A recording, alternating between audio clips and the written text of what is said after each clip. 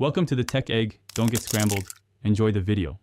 You start by shutting down and unplugging the system to avoid shorts and data loss. Once powered off, disconnect monitor and GPU power cables so nothing tugs during removal. Make sure to ground yourself. Static can fry components, so touch metal or use a wrist strap. Open the case and take a quick photo of the card and its connectors. You'll want that reference for reinstallation or troubleshooting. Now release any PCIe power clips. This first sequence prevents damage and sets you up to You should now focus on freeing the card from the slot and chassis.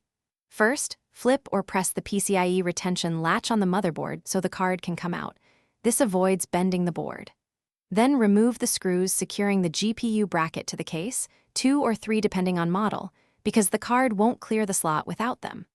Once done, support the card with one hand and pull straight out with the other, keeping it level to prevent connector damage, and place it on an anti-static surface immediately. You're in the final phase.